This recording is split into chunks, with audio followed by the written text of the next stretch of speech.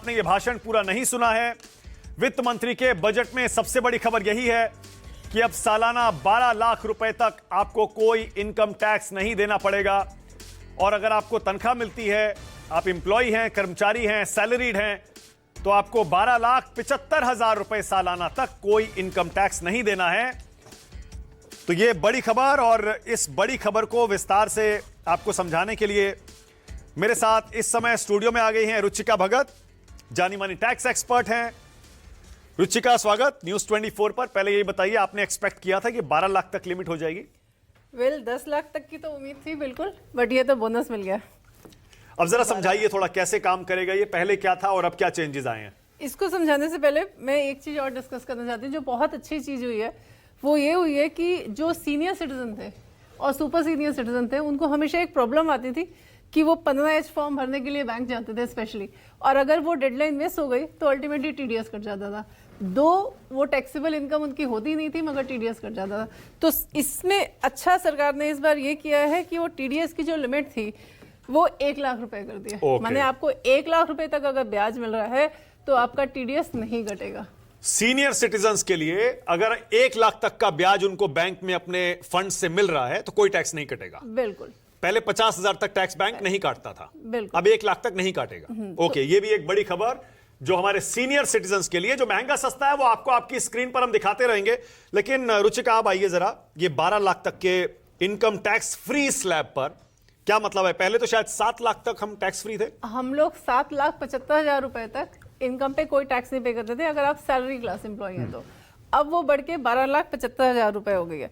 तो इसके हिसाब से उन्होंने, अगर आप देखें तो आपका कैश इन हैंड बढ़ जाता है। कैश इन हैंड का मतलब क्या होगा कि आपका जो स्टैंडर्ड ऑफ लिविंग है, जो सरकार हमेशा चाहती थी एक मिडिल क्लास फैमिली का बढ़े, ऑब्वियसली वो एक बढ़ेगा। जो एक बड़ी एक अच्छी हम ये कहेंगे इनिशिएटिव है गवर्नमेंट के द्वारा। इसको ये जो कैलकुलेट किया इन्होंने कहा, वित्त मंत्री ने कहा कि जो लोग 25 लाख तक कमाते हैं उनको 25% तक का टैक्स कम देना है। 1 लाख तक का टैक्स कम देना है। बिल्कुल। और 1 लाख अच्छी खासी रकम होती है। बिल्कुल। जो लोग 25 लाख रुपए तक कमाते हैं उनको 1,10,000 रुपए तक का टैक्स बेनिफिट मिलेगा। जिनकी 12 लाख रुपए तक की इनकम है उनको टैक्स रिलीफ जो है ऑलमोस्ट 80,000 रुपए का। एक तरह से आप ये समझिए कि 12,75,000 तक तो आपको टैक्स ही नहीं देना। तो ये बहुत एक अच्छा बेनिफिट है। इसके साथ साथ उन्होंने स्लैब रेट भी चेंज कर दी है। 4 लाख रुपए तक निल है, 4 से 8 लाख 5%, 8 से 12 10%, 12 से 15% और 16 से 24 20%, और उसके 16 से 20 20%, 16 से 20 20%, 20 से 24 25%, और उससे ऊपर 30%। ये 7 स्लैब्स बना दिए हैं बिल्कुल सरकार ने।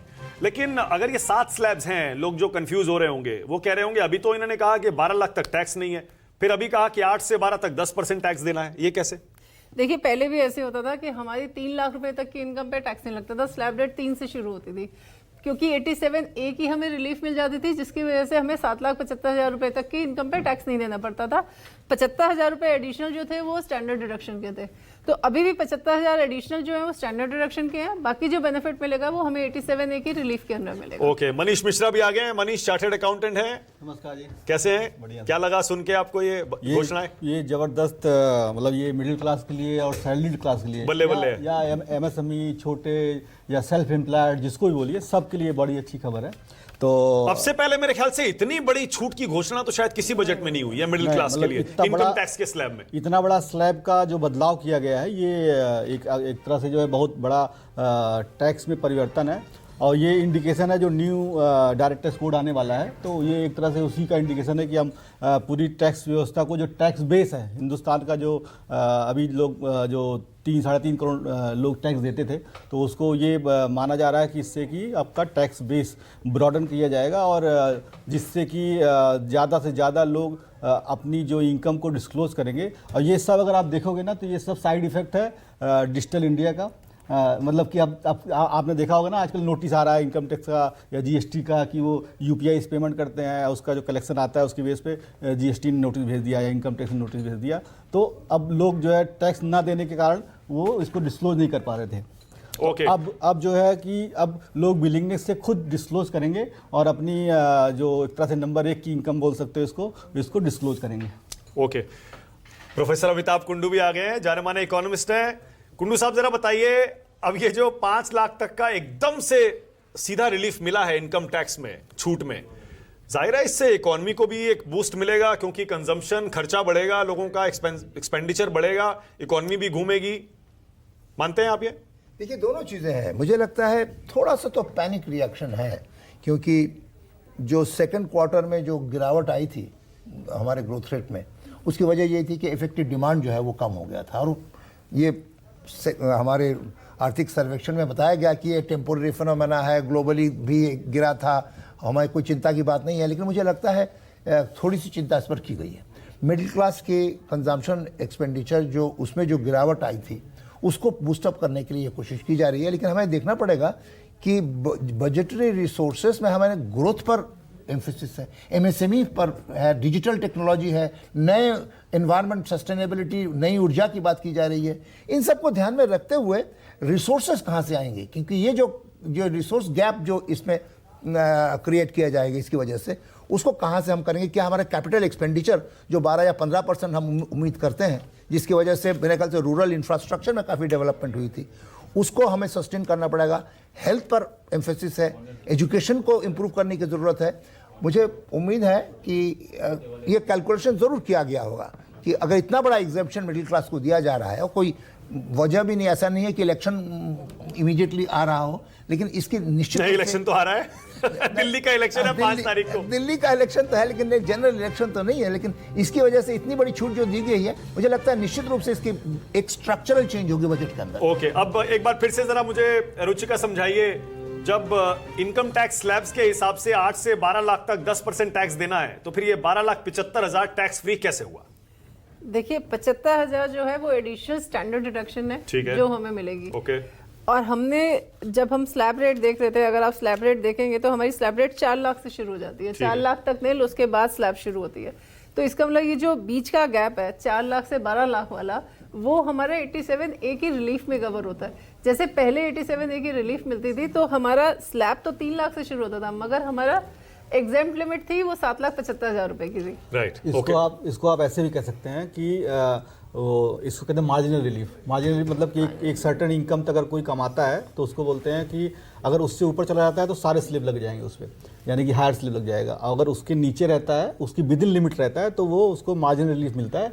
इसको इनकम टैक्स की लैंग्वेज में मार्जिनल रिलीफ बोलते हैं। तो वो डिस्काउंट हो जाएगा, यानी कि उसको रिबेट मिल जाएगी। तो उससे क्या होगा, उसका 12,75,000 तक इनकम जो है फ्री हो जाएगी। ओके, अब ये तो मानना पड़ेगा ना रुचिका कि 2014 में जब नरेंद्र मोदी की सरकार आई थी, तब इनकम टैक्स फ्री जो स्लैब था वो कुछ था ही नहीं, जीरो से स्लैब शुरू हो जाता। अभी 7 लाख था ना, अभी पिछले जो मैं 2014 से देख रहा हूं, क्योंकि वित्त मंत्री ने जब अपना भाषण दिया उसमें उन्होंने ये गिनवाया। उन्होंने कहा कि 2014 में जब आप आए थे, इनकम टैक्स फ्री स्लैब कोई था ही नहीं, लेकिन आज वो उस स्लैब को बढ़ाकर 12,75,000 तक ले गए।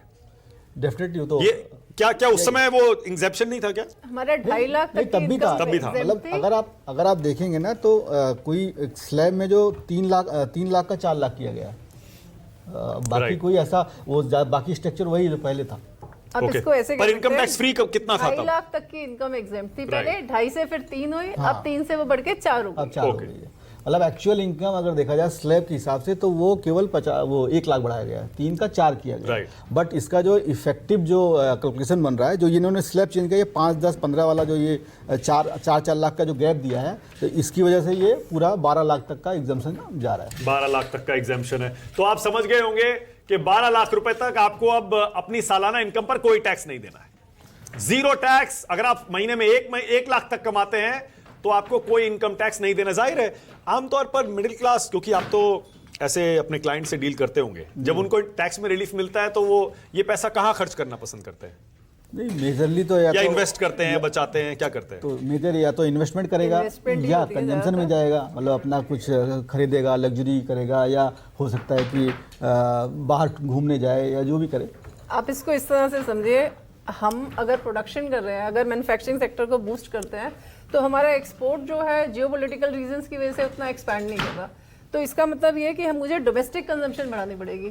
मुझे डोमेस्टिक कंजम्पशन बढ़ाने के लिए कैश इन हैंड देना पड़ेगा लोगों को। Right. और शायद एक सही जरिया है ये कैश इन हैंड देने का लोगों को, जिससे उनकी परचेजिंग पावर बढ़ेगी। परचेजिंग पावर मतलब मार्केट पे फिर चर्न करेगा पैसा। राइट। अब कुंडू साहब देखिए ना, 6.3% की जीडीपी हमारी ग्रोथ रेट आ गई है, पिछली बार 8 से भी ऊपर थी, और अगले साल का जो प्रोजेक्शन है वो 6.4 से 6.8 के बीच है, शायद ऐसा ही है, इसके आसपास ही है, और ये 4 साल में सबसे कम है अभी 6.3%। ये सही है। आपको लगता है कि उसी वजह से ये, मैंने कहा ना, ये और तो देखिए मिडिल क्लास खुश भी हो जाएगा, ये तो फैक्टर है। और दिल्ली का चुनाव है, दिल्ली में आपको पता है मिडिल क्लास कितना डिसाइडिंग वोट है। लेकिन दिल्ली के चुनाव को ही ध्यान में रखते हुए इतना बड़ा कदम लिया गया है, मैं नहीं समझता इसका जनरल इफेक्ट भी होगा। लेकिन मैं ये जानना चाहता हूं कि महीने में 1 लाख पाने वाले लोग हमारे देश में कितने परसेंट हैं? अगर आप ये भी कहें कि अंडर एस्टिमेट होता है, फिर भी मुझे लगता है 7-8% से ज़्यादा नहीं है। अगर ऐसा है तो बाकी लोगों को इनकम जनरेशन उसमें हमारा क्या कोशिश रहेगी? क्योंकि अनऑर्गेनाइज सेक्टर को कवर नहीं कर पा रहे। अगर ये इनकम लोगों के पास होगा ही नहीं, वेज रेट में अगर आप देखें, एवरेज वेज रेट जो है उसमें बढ़ोतरी नहीं हुई है। अनएम्प्लॉयमेंट रेट भी एक चिंता का विषय है, इन्फ्लेशन भी एक चिंता का विषय है। हम रिजर्व बैंक अपना रेट को नहीं घटा रही है। इन सबको ध्यान में रखते हुए ये जो मिडिल क्लास पर ही फोकस किया गया है, ये एक तरफ से हम देखा जाए, देखिए अभिजीत बैनर्जी ने भी एनालिसिस किया है कि अगर इंडिया को विकसित भारत की तरफ लेके जाएगा तो उसमें मिडिल क्लास का बड़ा कंट्रीब्यूशन रहेगा। एडीबी कहता है कि इस वक्त मिडिल क्लास जो है ग्लोबल जो मैन्युफैक्चरिंग कंजम्पशन है उसमें 7% है, वो 29% होने वाला है। तो ये मिडिल क्लास तो निश्चित रूप से एक मेजर फैक्टर है।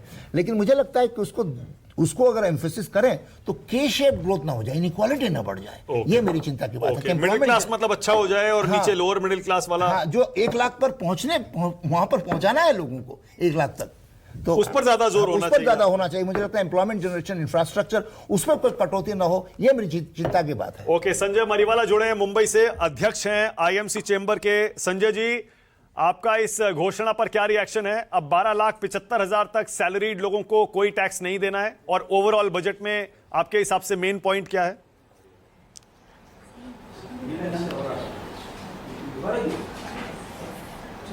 मेन पॉइंट है 2-3 चीज़ें हैं। आई थिंक बहुत स्कीम्स बनाई है जो मैन्युफैक्चरिंग को बूस्ट कर सके।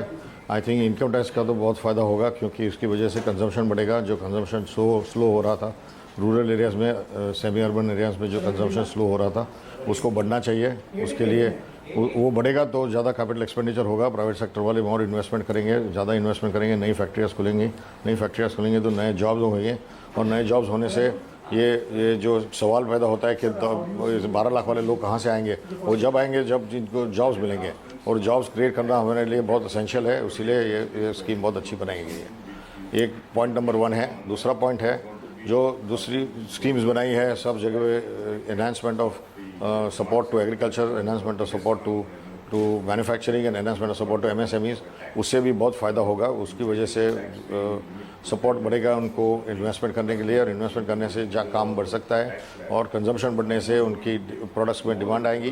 प्रोडक्ट्स की डिमांड आएगी तो फिर इन्वेस्टमेंट बढ़ेगी हमारी, और हमारी इन्वेस्टमेंट बढ़ने से हमें ज़्यादा जॉब्स मिल सकते हैं हमारी कंट्री में।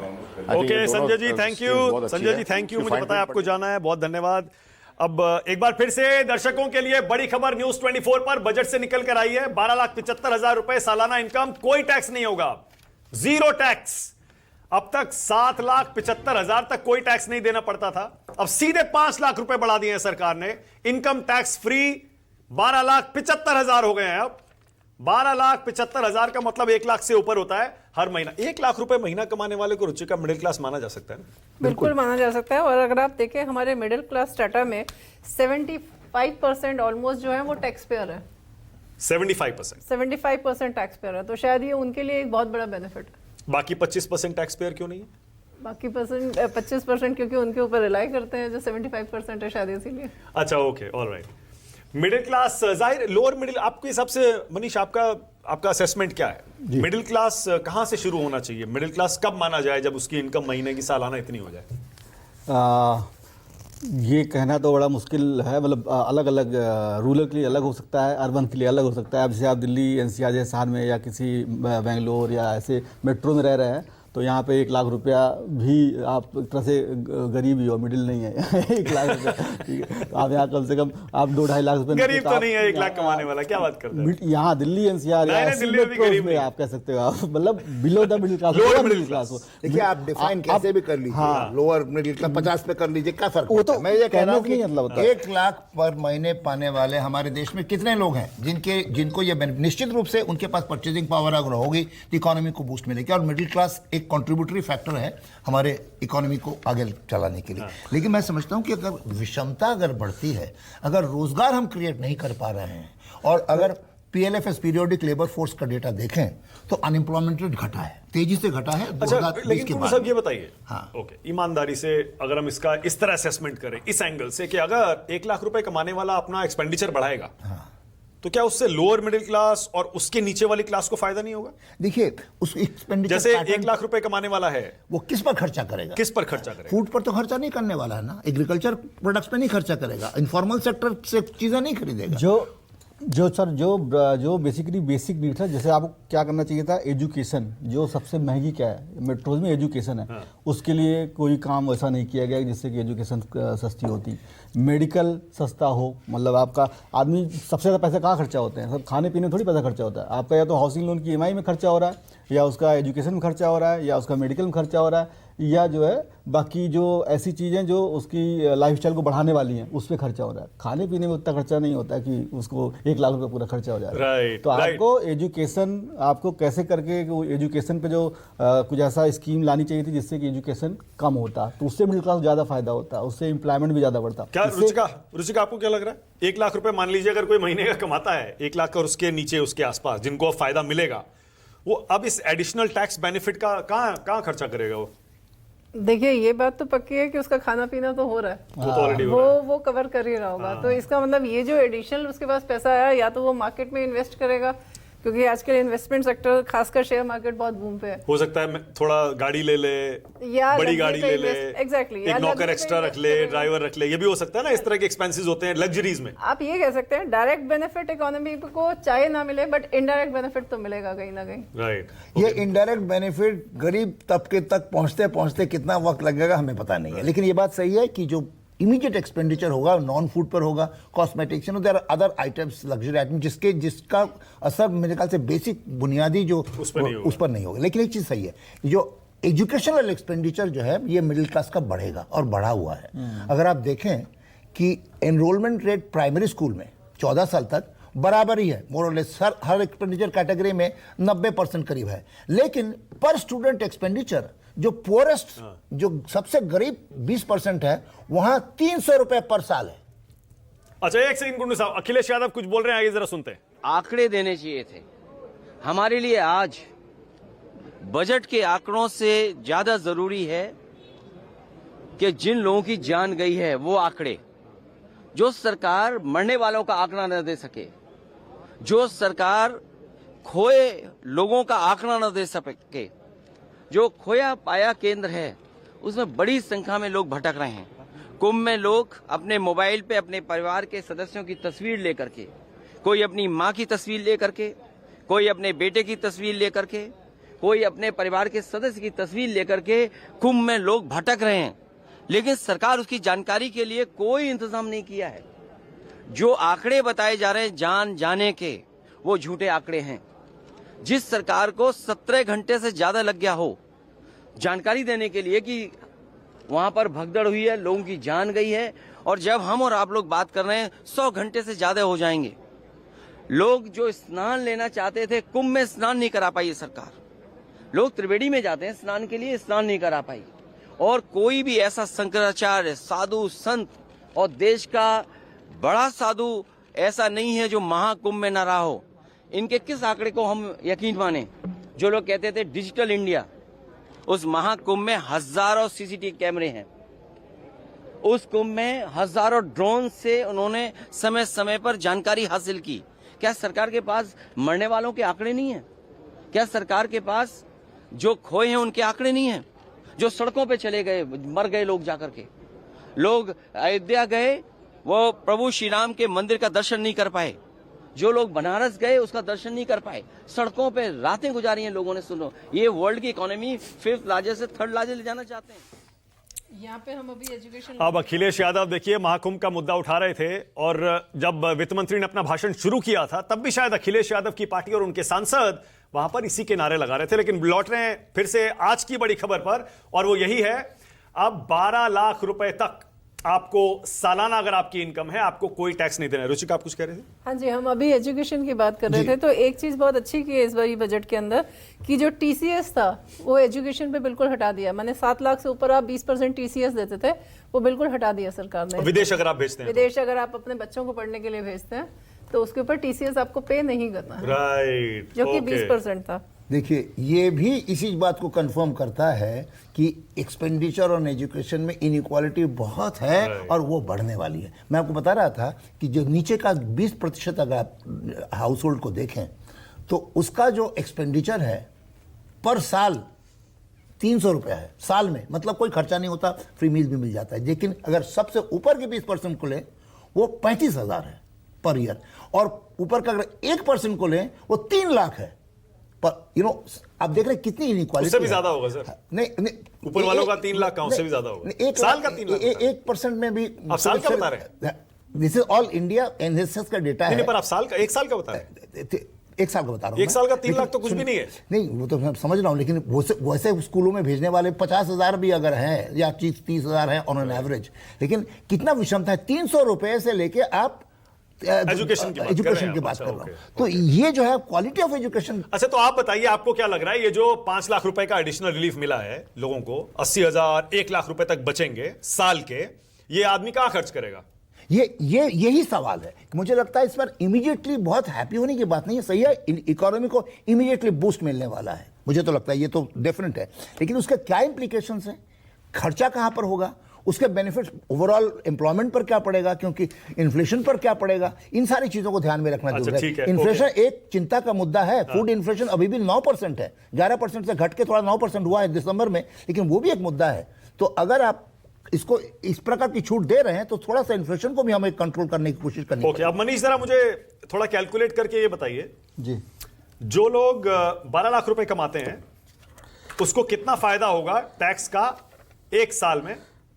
ये मैं आपको पूरा एग्जैक्ट फायदा एक चार्ट 12 लाख रुपए तक जो लोग कमाते हैं 1 साल में, यानी महीने का 1 लाख रुपए, उनको कितना फायदा होगा रुपए में?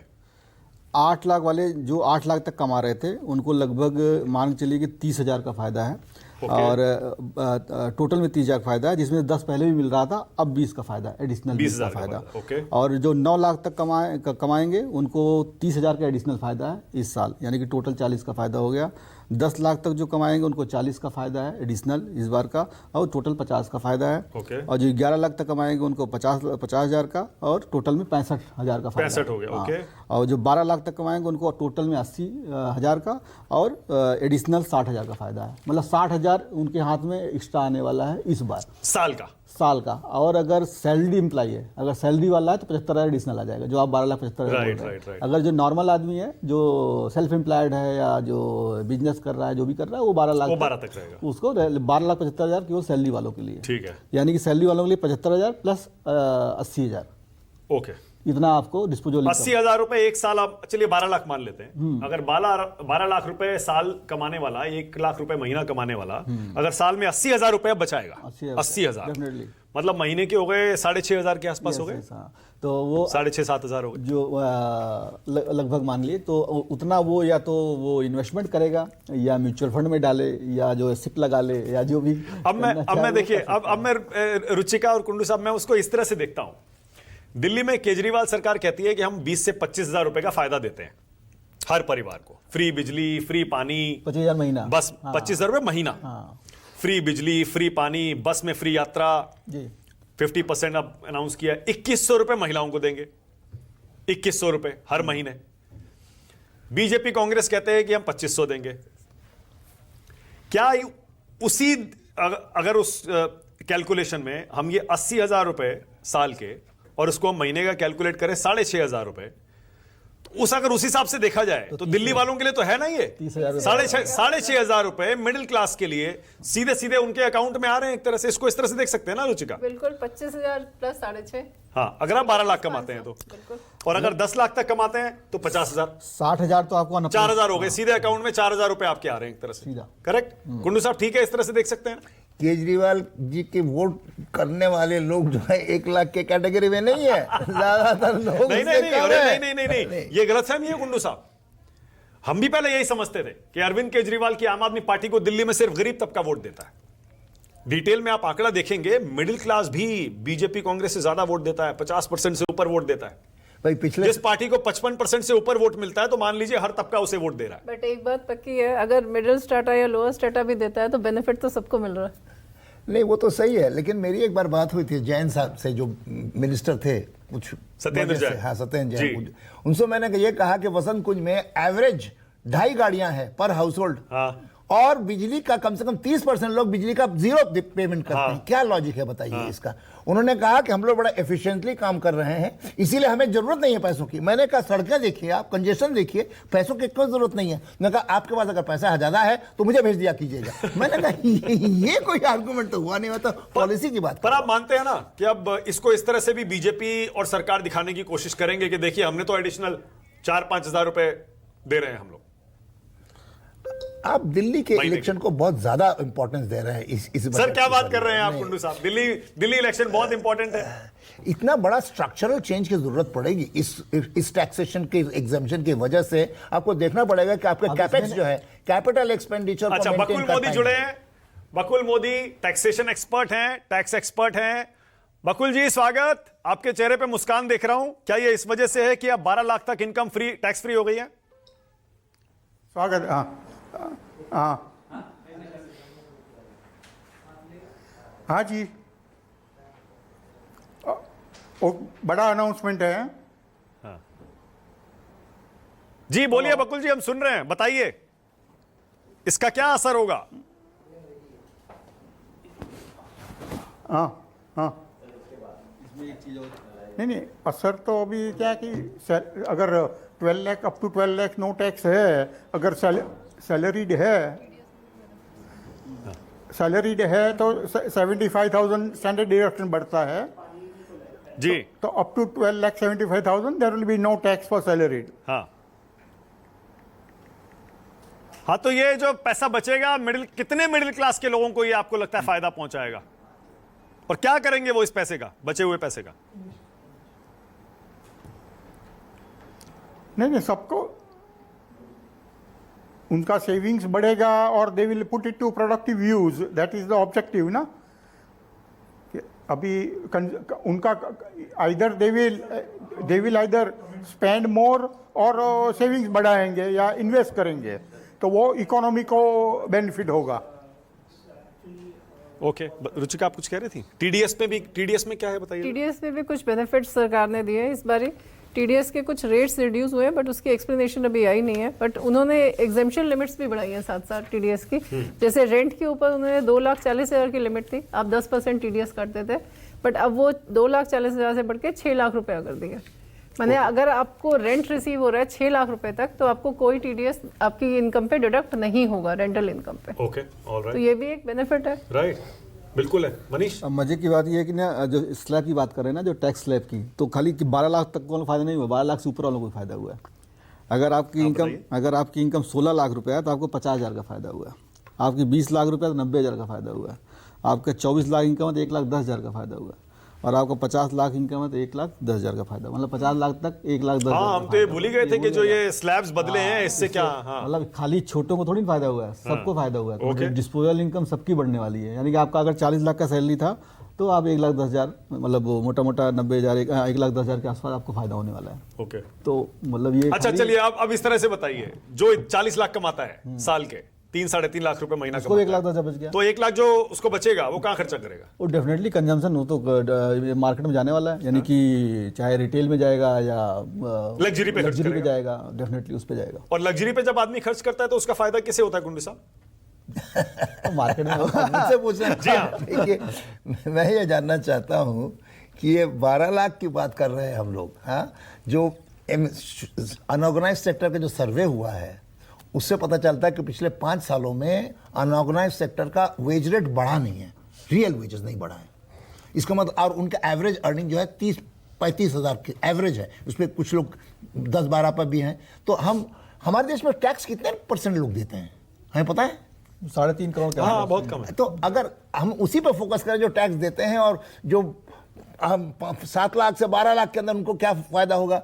अगर मैं आपको एक चीज़ अच्छा, बताऊं, अभी इस साल कितनी रिटर्न्स फाइल हुई हैं? लास्ट ईयर कितनी रिटर्न्स? 6-7 करोड़ के आसपास हुई है शायद। 7 करोड़ का। 7 करोड़ रिटर्न्स है। 140 करोड़ की पॉपुलेशन में 7 करोड़ तो सिर्फ रिटर्न फाइल हुई है, और उसमें टैक्स देने वाले शायद 2 करोड़ 2.5 करोड़ होंगे। नहीं, 3.5 करोड़। 3.5 करोड़। तो इसमें जो करा गया ना, ये केवल टैक्स बेस को बढ़ाने के लिए करा गया है। तो ये आप अगले साल यही आप डिस्कस करोगे, ये 10 करोड़ हो जाएगा जो टैक्स फाइलर जो है।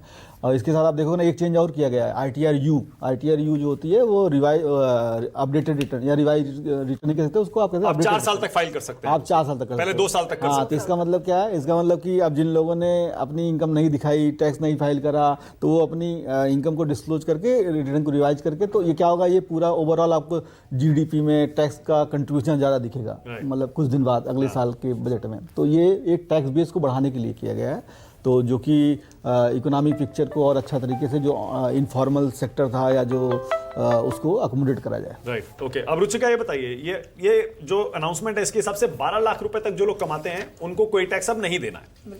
अब इसमें सेल्फ एम्प्लॉयड, बिजनेसमैन सब आ जाएंगे, करेक्ट? जो छोटा बिजनेस करते हैं, जाहिर है 12 लाख तक अगर इनकम है तो छोटा मोटा बिजनेस ही माना जाएगा। तो ये तो ऑन पेपर हुआ ना, मतलब आप समझ रही हैं मैं क्या कह रहा हूं? मतलब ऑन पेपर आप जितना बिजनेस दिखाते हैं, ये तो उसी हिसाब से होता है ना। बिल्कुल करेक्ट। तो यानी कि सबसे ज्यादा फायदा इसको जो लोग सैलरीड हैं, जिनके अकाउंट में सीधे उनकी सैलरी आती है, सही मायनों में तो उनको फायदा होगा। नहीं, ऐसा नहीं। मैं देखो दूसरी तरह देख रहा हूँ। हाँ। कि सैलरी वालों को तो मजबूरी है, उनको दिखाना था, उनको तो दिखाना ही है, उनको तो इनकम नंबर वो आ रही है, अकाउंट में आ रही है, तो उनको टैक्स देना ही था, उनको तो सीधा फायदा हुआ ही है। लेकिन इससे ज्यादा फायदा जो हुआ है वो अनऑर्गेनाइज सेक्टर को होगा, वो इस स्लैब चेन से, जो चाहे सेल्फ एम्प्लॉयड था, या आप मान के चलो कोई भी छोटा मोटा काम कर रहा है, कहीं पे भी काम कर रहा है, तो वो 50,000 लाख रुपया महीना कमा ही रहा है। मतलब अगर आप सैलरी के अलावा देखोगे, चाहे वो जैसे वो बहुत सारा आप सोशल मीडिया देखते होगे कि वो टिक्की वाले ने इतना रुपया कमा रहा है, बिट्टू टिक्की वाला, या जो भी वो जो चाय वाला कमा रहा है, तो वो डिस्क्लोज नहीं कर रहा है। अनऑर्गेनाइज सेक्टर की जब बात कर रहे हैं आप 12 लाख वाले की बात कर रहे हैं। अनऑर्गेनाइज सेक्टर में 95% जो है 50,000 से कम वाले हैं। सब डिस्क्लोज कर सकते हैं इनकम को ना अपने, आप सीधा आप समझो, वो अपनी इनकम को डिस्क्लोज करेगा। ITR भरने वाले ज्यादा बढ़ेंगे, इनकम टैक्स दिखाने वाले ज्यादा बढ़ेंगे। भाई मयंक ये पूछ रहे फॉर्मल हैं, बैंकिंग, मयंक ये पूछ रहे हैं कि प्राइवेट सेक्टर में बिजनेस में अगर 20 लाख रुपए भी है तो वो क्या 12 लाख नहीं दिखा सकता? ऑब्वियसली अगर अरुण जेटली साहब ने कहा था कि हमारे देश में इनकम टैक्स का कोई कंट्रोल तो है नहीं, क्या प्राइवेट सेक्टर में हम डिक्लेयर कर लेंगे? पहले आप सिर्फ 3 लाख रुपए अपना दिखाते थे इनकम, आप उससे ऊपर दिखाते ही नहीं थे। चाहे अच्छा, आप 12 लाख तक दिखाएंगे लोग, आप 12 लाख तक दिखाएंगे, आप टैक्स बेस को एक्सपैंड, टैक्स बेस बढ़ेगा। उससे फायदा ये है कि जब वो इनकम दिखाएगा तो उसको बैंक में लोन मिलेगा। जो हम लोग जो प्रैक्टिकल प्रॉब्लम फेस करते हैं ना, जो बिजनेसमैन आता है तो वो टैक्स ना देना पड़े इसलिए इनकम ही नहीं दिखाता। इनकम है उसकी लेकिन दिखाता नहीं है, तो अब वो दिखाएगा। एक एग्जांपल देती हूँ, मनमोहन सिंह जी जब थे तो उन्होंने 1500 की स्कीम चलाई थी। 1500 की स्कीम में क्या था, जितने छोटे दुकानदार थे सबको उन्होंने कहा 1500 रुपए दो टैक्स, और हम आपसे पूछेंगे ही नहीं आपने कहाँ से कमाया। और उस साल की हमारी टैक्स कलेक्शन बहुत ह्यूज थी। तो एक तरह से आपने क्या किया, सबको दायरे में लेके आए आप टैक्स के, और धीरे धीरे उनको आदत डाली कि आपको टैक्स के दायरे में आना है, रिटर्न फाइल करनी है। आप रिटर्न फाइल करते हैं, उसके बाद आप अल्टीमेटली टैक्स भी पे करते हैं। तो एक ये इनिशियल स्टेप है टैक्स पे करने का। इसका इतना बड़ा इम्पैक्ट आएगा ना मार्केट में, आप देखोगे इसका बहुत बड़ा इम्पैक्ट आने वाला है शेयर मार्केट में। हाँ, जरा चेक करते हैं भी शेयर बाजार क्या है, जरा चेक करिए ना आप गूगल पे देखिए जरा। मैं इतने पल्लवी के पास चलता हूँ, पल्लवी दिल्ली से लाइव है, उनके साथ एक मेहमान भी जुड़े हैं। पल्लवी जरा बात करिए अपने एक्सपर्ट से, और जरा सबसे पहले मिडिल क्लास को जो राहत दी है, राहत क्या खुशखबरी दी है, 12 लाख तक कोई टैक्स नहीं है, इस पर पूछिए। जी बिल्कुल मानक जी, इस वक्त हमारे साथ अतुल पुरी जी हैं जो कि national council of international tax के को चेयरमैन है। स्वागत है आपका। और सवाल सब यही कर रहे हैं कि आज जब बजट आया तो ये मिडिल क्लास वर्ग को लेकर कोई जिस तरीके से दिखा, क्या आपको लगता है कि आज मिडिल वर्ग जिसको लेकर दिल्ली में भी सियासत काफ़ी हुई है, खुश है?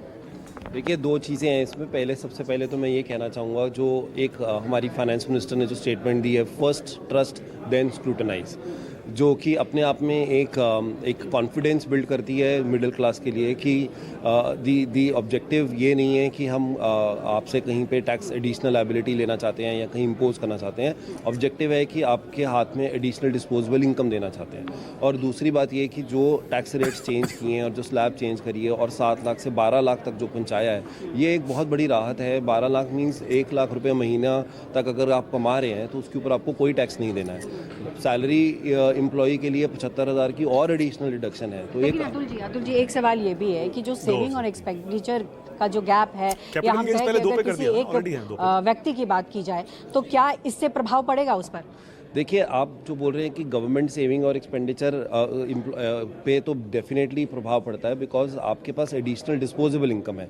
जब आपके पास डिस्पोजेबल इनकम होती है, यू स्पेंड दैट मनी, या तो आप सेव करेंगे या स्पेंड करेंगे या आप उसको जैसे भी तरीके से कंज्यूम करेंगे। अगर गवर्नमेंट ये बोल रही है कि हमने इस टैक्स अमेंडमेंट से 1 लाख करोड़ का जो है नुकसान खाया है, तो ऐसा मेरे मानने में है कि ऐसा नहीं होता है, क्योंकि जब आप एक इतनी बड़ी जनसंख्या के पास एडिशनल इनकम रहेगी, वो उसको खर्च करेंगे।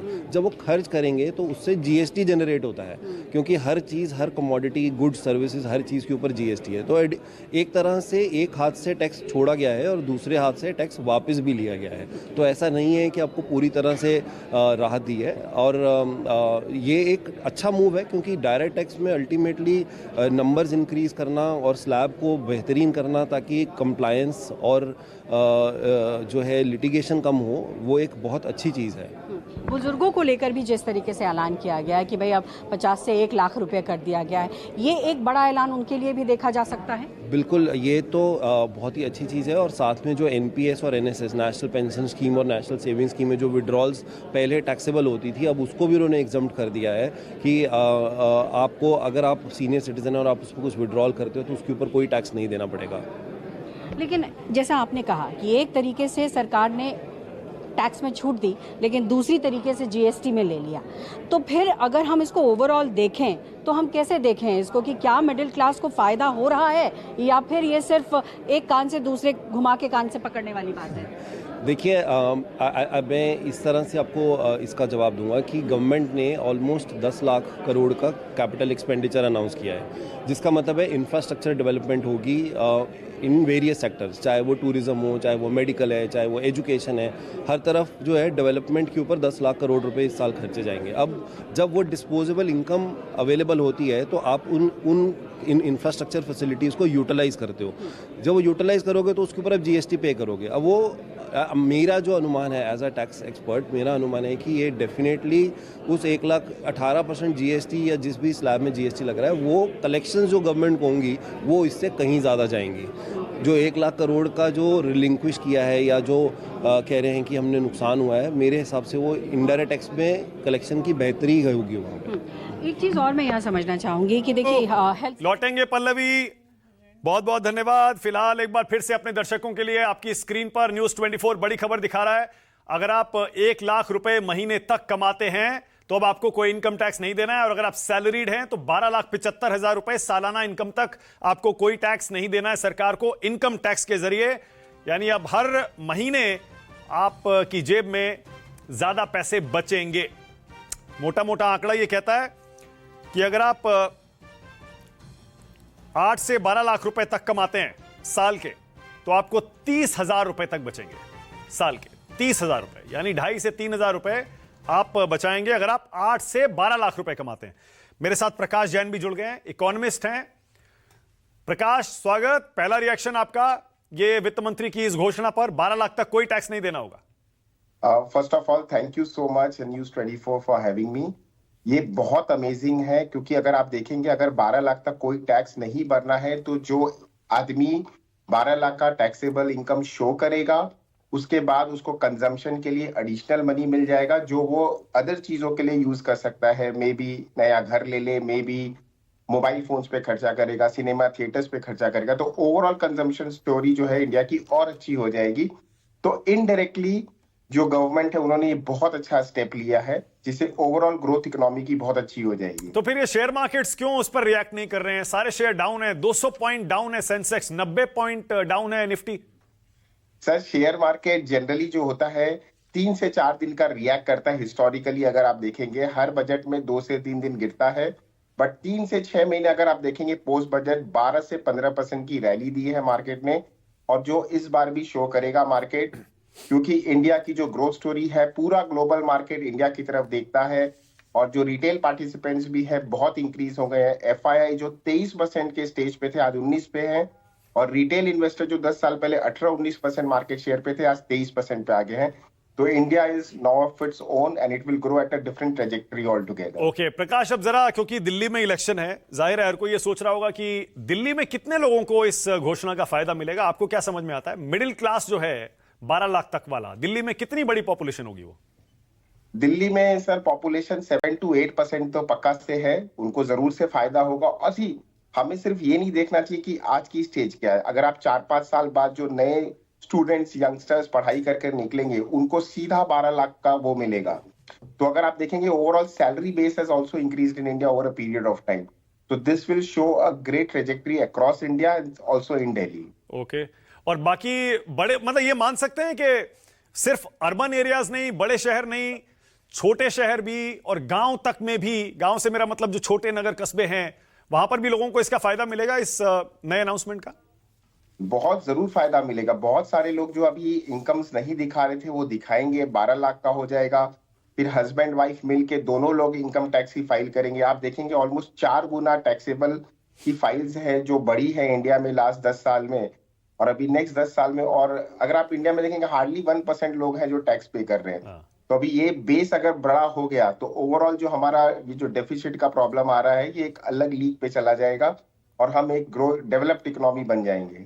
ओके, अब हम आपके जुड़ने से पहले स्टूडियो में ये डिस्कस कर रहे थे, हम ये पूछ रहे थे कि अब ये जो पैसे बचेंगे 3,000 से लेके 6,000 रुपए तक इतना टैक्स देते थे लोग, ये बचेगा, जेब में बचेगा सीधा। तो महीने का 3-4 हजार रुपए ये वर्ग, मिडिल क्लास वर्ग कहां खर्चा करेगा? आपका क्या असेसमेंट है? देखिए खर्चा तो वो बहुत जगह कर सकता है, जैसे नए मोबाइल ले सकता है, अपनी स्टैंडर्ड ऑफ जो इनकम है, सप्लीमेंट्स वगैरह खरीद सकता है, प्रोटीन्स वगैरह की जो आज नीड हो चुकी है, अपने शॉप्स वगैरह पे खर्चा कर सकता है। बट मेरा एडवाइस हमेशा रहेगा कि अगर ये 3-4 हजार बच रहे हैं तो आप मार्केट में डालिए, उसको इन्वेस्ट कीजिए, क्योंकि इंडिया की जो ग्रोथ स्टोरी नेक्स्ट 10 ईयर्स में है, आपका पैसा लास्ट 40 साल में 1000 गुना बढ़ा है, आपका नेक्स्ट 20 साल में वो 1000 गुना बढ़ने की पूरी संभावना है। तो प्लीज आपकी सलाह ये होगी कि इन्वेस्ट करें? इन्वेस्ट करें, जरूर से इन्वेस्ट करें। कहां इन्वेस्ट कर पाएंगे इतने पैसे? आपके हिसाब से क्या बेस्ट क्या रहेगा? तो 3 से 4 हजार का म्यूचुअल फंड करें तो नथिंग लाइक इट। स्टार्ट तो वहां से करें, फिर धीरे धीरे जैसे बोनस आता है, इंक्रीमेंट्स होता है, उसको परपेचुअली वहां पे डालना शुरू कर दें आप। ओके, अब अनंत संघानिया जुड़ गए हैं मेरे साथ। अनंत जी जेके एंटरप्राइज के सीईओ हैं। अनंत जी स्वागत, आपका रिएक्शन? 12 लाख तक कोई टैक्स नहीं देना है अब?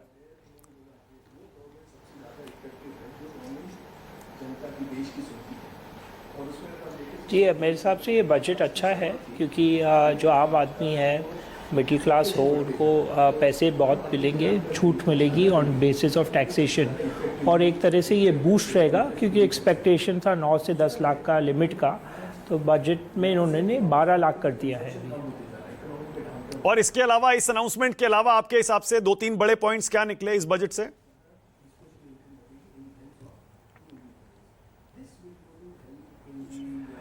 मेरे हिसाब से जो इन्होंने फाइनेंस मिनिस्टर ने 8वें बजट में उन्होंने काफ़ी गौर से काफ़ी चीज़ में किया। एक तो इम्पोर्ट सब्स्टिट्यूट को निकालने से critical minerals, electric vehicles, carbon, cobalt, lithium, ये सब पर ड्यूटी कम करके इसको फोकस किया है, ताकि हम आत्मनिर्भर होके फ्यूचर रेडी हों। इलेक्ट्रिक व्हीकल्स हों, सोलर पैनल्स हों, न्यूक्लियर एनर्जी हो, ये सब चीज़ पर उन्होंने गौर करके इंसेंटिव दिया है। जहाँ तक एग्रीकल्चर सेक्टर की बात करें तो एग्रीकल्चर सेक्टर में 100 जो bottom of the pyramid districts हैं उस पर फोकस करके, वेदर उनका इंफ्रा बढ़ाना है, इरिगेशन हो, पावर की ज़रूरत हो, रोड्स इंफ्रास्ट्रक्चर हो, FPO की ज़रूरत हो, या प्रोडक्टिविटी के टेक्निक्स हो, स्किलिंग हो, उस पर फोकस करके रूरल एग्रीकल्चर प्रोडक्शन बढ़ेगा। यदि एग्रीकल्चर प्रोडक्शन बढ़ेगा तो उसका कैस्केडिंग इफेक्ट होगा कि इनकम बढ़ेगी, and we can move towards विकसित Bharat. Okay Anant ji, thank you so much. News 24 पर आने के लिए, बजट पर अपने विचार देने के लिए। अब जरा जल्दी से एक बार फिर से आपको बता दूं, न्यूज़ 24 पर बजट से निकली बड़ी खबर, और वो ये है कि 12 लाख तक की कमाई पर अब देश में आपको कोई भी इनकम टैक्स नहीं देना है। और अगर आप नौकरी पेशा हैं तो उसमें 75,000 और जोड़ लीजिए। 12,75,000 तक की सालाना इनकम पर कोई टैक्स नहीं है। इसके अलावा बुजुर्गों के लिए, सीनियर सिटीजन्स के लिए जो टीडीएस नहीं, ब्याज की इनकम पे, ब्याज की इनकम पर डबल कर दिया हो। ओके, जो टैक्स की छूट थी बुजुर्गों के लिए उसे डबल कर दिया गया है। पहले 50,000 थी। अगर आप बैंक में आपके डिपॉजिट्स पर आपको जो इंटरेस्ट मिलता था 50,000 तक पहले वो टैक्स फ्री था, अब उसे 1 लाख कर दिया गया। करेक्ट। ये टीडीएस की सीमा 10 लाख कर दी गई है। जरा रुचिका बताइए, टीडीएस की सीमा 10 लाख होने से क्या फायदा होगा? टीडीएस की सीमा 10 लाख वो एलआरएस के अंदर 7 लाख से 10 लाख की कर दी गई। लिबरलाइज, हम जब भारत से बाहर पैसा भेजते हैं तो हम अभी तक 7 लाख भेजे थे। 7 लाख के ऊपर टीसीएस लगता था 20% का। अब वो 7 लाख ना करके 10 लाख कर दी गई है। तो आप 10 लाख तक भेज सकते हैं बाहर, उसके ऊपर टीसीएस 20% नहीं कटेगा। ओके। और आप पहले 2 साल तक अपने अपडेटेड रिटर्न्स फाइल कर सकते थे। 2 साल बाद तक, मान लीजिए अगर इस साल रिटर्न फाइल कर रहे हैं तो 2 साल बाद तक आप उसे अपडेट करके फाइल कर सकते थे। अब ये टाइम बढ़ाकर 4 साल कर दिया। 4 साल तक एडिशनल टैक्स कितना देना है उसके लिए अभी आया नहीं है, क्योंकि 2 साल में भी आपको 25 और 50% टैक्स देना पड़ता था एडिशनल लेट फाइलिंग वाला। बट वो अभी इसके अंदर डिटेल्स आई नहीं है, जो भी आएंगी। ओके। अब जो किराए पर आपकी इनकम होती है उस पर भी टीडीएस 6 लाख कर दिया गया। 6 लाख कर दिया। पहले कितना था? से 6 लाख कर दिया। पहले कितना था? 2,40,000। 2,40,000। ओके। मैं एक सवाल पूछूं आपसे। मैं जी, आप तो बहुत तैयारी करके आते हैं। आज सुबह जब आपने बजट की तैयारी की थी, आपने सोचा होगा कि हम 10 लाख तक मान रहे थे। नहीं, ओवरऑल डेवलपमेंट की बात करेंगे, रूरल अर्बन डिस्पैरिटी की बात करेंगे, एम्प्लॉयमेंट की बात करेंगे, हेल्थ एजुकेशन की बात करेंगे, लेकिन इस चैनल में नहीं, हर चैनल में ये 12,75,000 की बात हो रही है। सर, ये बड़ी खबर है। मैं मानता हूं। कुंडू साहब, सबसे पहले मुझे बताइए, मिडिल क्लास के लिए इतनी बड़ी अनाउंसमेंट कब हुई थी? ये बिल्कुल सही है। जो 8% लोग हमारे जो इनकम टैक्स देते उससे भी थोड़ा कम है, उसके बारे में हम चर्चा कर रहे हैं। मैं आपको एक चीज पूछना चाहता हूं। असंगठित क्षेत्र के लिए प्रधानमंत्री ने एक बहुत बढ़िया प्रोग्राम बनाया था कि वह है श्रम योगी मानधन योजना। 55 रुपए देने पड़ते हैं पर मंथ। अगर आपको 3,000 रुपए चाहिए 60 साल के बाद में, और उसमें कंप्लायंस 1/3 हुआ, लोगों के पास इतने पैसे भी नहीं है कि महीने में 55 रुपए जमा करें, और 55 रुपए जमा करने के बाद में जब 60 साल की उम्र होगी उसको सिर्फ 3,000 रुपए मिलेंगे। और हमने कैलकुलेट करके देखा कि सरकार का आधा सब्सिडी आता है, जितना 55 देते हैं सरकार भी देती है। अगर सरकार वो पैसा ना दे 55 रुपए, वो सिर्फ उन्हीं का अगर जमा होता है तो 3 लाख होता है। उस पर रेट ऑफ इंटरेस्ट कितना 8% है। अगर एजेड, आपको पता है हमारे यहाँ एजेड पॉपुलेशन बढ़ रहा है। हाँ। अभी 10% हो गया 6% से, अभी अगले 30 सालों में 20% होने वाला है। उसके लिए आपने क्या किया? 3,000। प्रकाश, क्या वाकई ये इतनी बड़ी खबर नहीं? कुंडू साहब का ये मानना है कि सिर्फ इसी पर चर्चा क्यों कर रहे हैं, पर हमें लगता है कि अब से पहले नहीं हुआ, ये बड़ी खबर है। अमिताभ जी, ये आई एग्री जो आप बोल रहे हैं कि सीनियर सिटीजन्स का वो बढ़ गया है, लेकिन अगर आप देखेंगे तो यंग पॉपुलेशन भी जो है इंडिया में काफी बढ़ गई है, और यंग पॉपुलेशन आज इन्वेस्ट करता है जो उसको लॉन्ग टर्म बेनिफिट देता है, पहली चीज। दूसरा, 12,75,000 for a salaried employee becomes very very big, क्योंकि आज वो जो बेसिक डिसीजन जो उसकी one of the basic need है, जैसे उसको घर खरीदना है, पहले वो हो सकता है 30-40 हजार रुपया, अब वो एडिशनल 30-40 हजार रुपया, 3,000 रुपया महीना, इफेक्टिवली आप देखेंगे तो वो 3 से 4-5 लाख रुपए का लोन एडिशनल ले सकता है, जो वो घर जब खरीदता है तो बेसिक फर्नीचर ले सकता है। ये छोटी बात नहीं है सर, बहुत बड़ी बात है। आप समझो एक घर पे छत होना बहुत इंपॉर्टेंट चीज होता है। ये कुछ एक लोग इससे तुरंत रिलेट कर सकते हैं। आई एग्री जो आपका कंसर्न है अमिताभ जी की, बुजुर्गों के लिए क्या किया, जो एकदम लोअर स्टेटा के लिए क्या किया। तो अगर आप देखेंगे आज जिस तरह का उन्होंने नारी वाला स्कीम निकाला, ट्राइबल वाले लोगों के लिए निकाला, एग्रीकल्चर वाले लोगों के लिए स्पेशल वो निकाले। अगर आप देखेंगे जो ड्रिप, अगर मैं एग्रीकल्चर जो इंडिया का सिर्फ 18% जीडीपी में कंट्रीब्यूट करता है, लेकिन 46% सर वहां पर लोग काम करते हैं एग्रीकल्चर और रिलेटेड सेक्टर से। तो अगर इनकी पर प्रोडक्टिविटी बढ़ जाए तो आज देश कहां से कहां चला जाएगा। बिल्कुल। एक बार जल्दी से एक बार अपने दर्शकों को फुल स्क्रीन जरा ये ग्राफिक दिखाइए, उनको समझा दें कि 12 लाख तक कोई इनकम टैक्स नहीं है, उसके ज्यादा अगर आपकी इनकम है तो आपको कितना टैक्स देना है। आपको अब 12 लाख तक, ओके, एक तो टैक्स स्लैब्स में जो बदलाव किए गए वो आपकी स्क्रीन पर है। 0 से 4 लाख तक सालाना इनकम है तो 0% टैक्स है। 4 लाख से 8 लाख तक 5% टैक्स है। 8 लाख से 12 लाख तक की इनकम सालाना 10% टैक्स है। 12 लाख से 16 लाख तक सालाना इनकम पर 15% टैक्स है। 16 से 20 लाख अगर एनुअल इनकम है तो 20% टैक्स है, इनकम टैक्स 20% है। और 20 लाख से 24 लाख तक आपकी अगर एनुअल इनकम है तो 25% टैक्स है। और 24 लाख से ज्यादा अगर आपकी सालाना इनकम है तो 30% टैक्स आपको देना होगा, 30%। ये हैं इनकम टैक्स के नए स्लैब्स। और मुझे पता है सबसे ज्यादा इनको नोट कर रहे होंगे चार्टर्ड अकाउंटेंट सारे क्योंकि उन्हीं को इनकम टैक्स रिटर्न बहुत से लोगों की फाइल कर। मिडिल क्लास तो आमतौर पर सीए से ही करवाता है, 100% ये सही कराएगा ऑब्वियस है। तो नहीं, बहुत सारे लोग खुद भी करते हैं। नहीं, खुद अगर आपकी सिर्फ सैलरी इनकम है तो आप खुद आसानी से कर सकते हैं, बट अगर आपके कैपिटल गेन्स हैं या एफएनएफ आप डील करते हैं एफएनओस के अंदर या इंटरडे ट्रेडिंग है तो आप सीए की हेल्प लेते हैं हमेशा। अदरवाइज आपको नोटिस आएगा। अच्छा, अब आप पहले से कह रहे हैं सीए से करवा लो वरना नोटिस आ जाएगा। मतलब एक बहुत बड़ा चेंज ये भी है, आपने देखा होगा क्रेडिट गारंटी स्कीम में एमएसएमई का पहले 5 करोड़ का लिमिट था, उसको डबल कर दिया, 10 करोड़ कर दिया। स्टार्टअप के लिए 20 करोड़ रुपए कर दिया। तो मतलब एक गवर्नमेंट जो चाहती है, गवर्नमेंट चाहती है कि खाली नौकरी मत करो, आप बिजनेस भी करो, धंधा करो, या मतलब अनऑर्गेनाइज सेक्टर को ऑर्गेनाइज करो और फॉर्मल इकोनॉमी में आओ और जॉब्स पैदा करो। भाई इस बार जो टारगेट रखा गया है कुंडू साहब, रोजगार पैदा करने का सरकार ने, वो 70 लाख के आसपास है। पहले 2 करोड़ का था टारगेट था, लगता है वो पूरा नहीं हुआ, उसको करेक्ट किया है। 70-75 लाख के आसपास सरकार ने टारगेट रखा है। और उसमें ये अनऑर्गेनाइज सेक्टर भी तो अपना रोल प्ले करेगा ना। वो तो इसीलिए सरकार ये अनाउंसमेंट कर तो रही है अनऑर्गेनाइज सेक्टर के लिए। असल में अगर आप देखें 2020-21 कोविड के बाद से अनएम्प्लॉयमेंट रेट में तेजी से गिरावट आई है।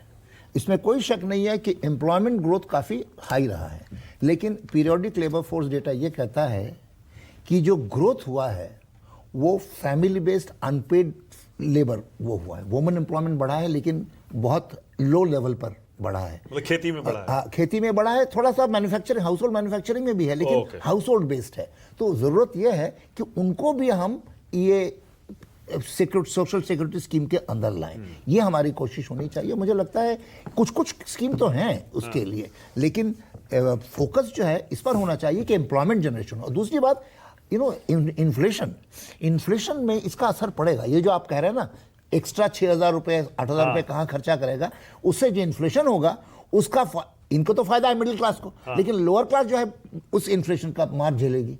तो वो भी तो एक चीज़ है ना, वो हमें देखना पड़ेगा कि ओवरऑल इन्फ्लेशन, फूड इन्फ्लेशन इस वक्त जो है 9% है, वो जनरल इन्फ्लेशन तो 5-6% है, 11% हो गया था अक्टूबर के महीने में। तो इसको देखना पड़ेगा कि हम इसका ये जो एक्स्ट्रा मनी पंप हो रहा है उससे जो इन्फ्लेशन होगा उससे हम ऐसा ना हो कि लोअर क्लास को उससे नुकसान हो जाए। तबके को हम कैसे प्रोटेक्ट करेंगे इससे।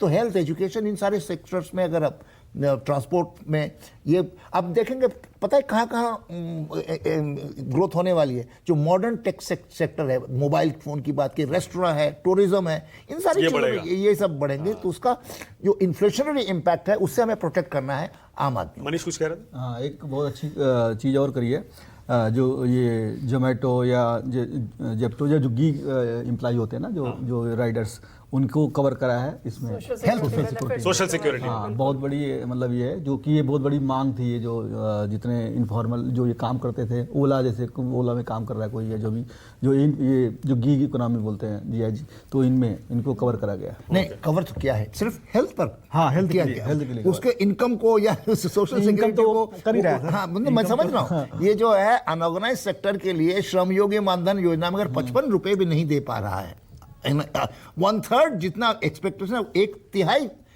आ रहा है, तो इसका मतलब कहीं ना कहीं वहां कमजोरी है। हमें उसको प्रोटेक्ट करना जरूरी है। प्रकाश, आपको भी लगता है मिडिल क्लास को फायदा देने से जो लोअर क्लास है उसको इन्फ्लेशन अगर बढ़ता है तो नुकसान भी हो सकता है, चीजों के दाम बढ़ सकते हैं क्योंकि मिडिल क्लास खूब कंज्यूम करेगा?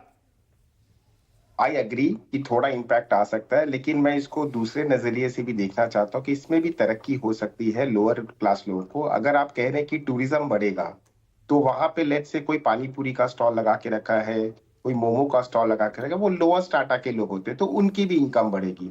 अगर आज रेलवेज में लोग ज्यादा ट्रैवल करेंगे तो वहां पे भी कुछ बेचने वाले आते हैं, लेट से चाय वाला है या कोई भी, तो उसकी भी इनकम बढ़ेगी। So everything is linked. हाँ, अगर लोग स्पेंड करते हैं, थोड़ा इन्फ्लेशन आता है, लेकिन उसका फायदा लोअर वाले लोग भी उठा सकते हैं। अगर उन्होंने उस जो सरकार की जो भी योजनाएं हैं स्टार्टअप की, जो गरीब लोगों के लिए बनाई गई है, ट्राइबल लोगों के लिए बनाई गई है, उसका यूज करके वो भी थोड़ा एंटरप्रेन्योर स्किल लेकर आए तो डेफिनेटली हर स्टार्टअप को फायदा ही होगा इसमें। मुझे इसमें ऐसा समझ आता है कि मे बी शॉर्ट ड्यूरेशन के लिए शायद इन्फ्लेशन बढ़े, but in the long run ultimately economy को बेनिफिट मिलेगा। ओके और क्या आप इससे भी सहमत हैं कि जो लोग शायद अभी तक इस 12 लाख तक के ब्रैकेट में आते थे, जैसे प्रकाश कह रहे थे, वो शायद रिटर्न फाइल नहीं करते थे, अब वो रिटर्न फाइल करेंगे, होम लोन और बाकी लोन्स के लिए एलिजिबल होंगे, लोन लेंगे, और जाहिर है फिर अगेन वो इकोनॉमी का चक्का घूमेगा। बिल्कुल एग्जैक्टली आप इसको छोटी सी बात समझिए कि रिटर्न फाइल करने से सिर्फ ये नहीं है कि आप टैक्स पे करते हैं इसलिए रिटर्न फाइल करते हैं। जब आप रिटर्न फाइल करते हैं तो आप अपनी इनकम डिस्क्लोजर करते हैं, जिसके बेसिस पे आपकी क्रेडिट कार्ड फैसिलिटी है जो आपको मिलती है, आपका जो लोन है उसकी फैसिलिटी आपको मिलती है। कई लोग तो स्पेशली रिटर्न फाइल करवाने इसलिए आते हैं क्योंकि उनको लोन चाहिए। तो अगर आप बिना टैक्स पे किए ही रिटर्न फाइल कर रहे हैं, आपको टैक्स भी पे नहीं कर रहा है, तो अल्टीमेटली आपका जो रुझान है आज रिटर्न फाइल करने के लिए, कल आपका टैक्स पे करने की तरफ भी होगा। Right okay. अब थोड़ा सा इस पे अगर आप, मैं ये नहीं चाहता कि आप प्रोफेशनल्स हैं पॉलिटिक्स पर बोलें, लेकिन आपको लगता है कि दिल्ली में एक मिडिल क्लास का बड़ा वर्ग होगा, जैसे प्रकाश कह रहे थे 7-8% तो लोग होंगे जो इसमें कवर होंगे, उनको फायदा होता होगा, और अगर 1.5 करोड़ वोटर हैं 1,55,00,000 के आसपास इस बार, उसमें से अगर 15 लाख 20 लाख को भी ये फायदा होता है, एक बड़ी संख्या है, तो मतलब लगता है आपको मिडिल क्लास में एक इम्पैक्ट होगा, और इतना इम्पैक्ट होगा कि वो सरकार को, बीजेपी को इसका क्रेडिट देगा। इस पे मैं एक चीज बोलना चाहूंगी, लास्ट टाइम जब बजट आया था तब सरकार नई बनी थी और कोलिशन गवर्नमेंट थी, मतलब अब गवर्नमेंट खुद नहीं बनाई, पूरी बीजेपी की सरकार नहीं थी, ठीक है, तब उन्होंने वो बेनिफिट्स नहीं दिए थे, अब उन्होंने वो बेनिफिट्स दिए, तो इसको आप डायरेक्टली कोरिलेट नहीं कर सकते पॉलिटिकली इससे। अगर देखा जाए पॉलिटिकली तो अब ये बिहार को बहुत सारा पैकेज दे दिया है, मखाना बोर्ड बना दिया, तो मखाना बोर्ड बहुत दिन से डिमांड थी, वो नहीं बना पा रहा था, तो चलो चाहे नीतीश कुमार जी का प्रेशर है या जो भी है उसकी वजह से बना। उससे अब ये वाली जो टैक्स का जो बेस चेंज किया गया है, इसका इम्पैक्ट तो ऑल ओवर इंडिया आना है, तो उसको खाली दिल्ली से नहीं जोड़ा सकता दिल्ली, लेकिन हाँ दिल्ली इनडायरेक्टली बेनिफिट हो सकता है, होगी। ओके एक छोटा सा ब्रेक ले रहा हूं, फौरन लौट रहे हैं, कहीं मत जाइए। मिडिल क्लास के लिए पूरे देश में बड़ी अच्छी खबर आई है। आज वित्त मंत्री निर्मला सीतारमण ने बजट में साफ साफ कह दिया कि अब अगर आप महीने तक का 1 लाख रुपए तक कमाते हैं और सालाना अगर 12,75,000 कमाते हैं और आप सैलरीड हैं, एम्प्लॉय कर्मचारी हैं, तो आपको कोई इनकम टैक्स नहीं देना पड़ेगा। बड़ी खबर है,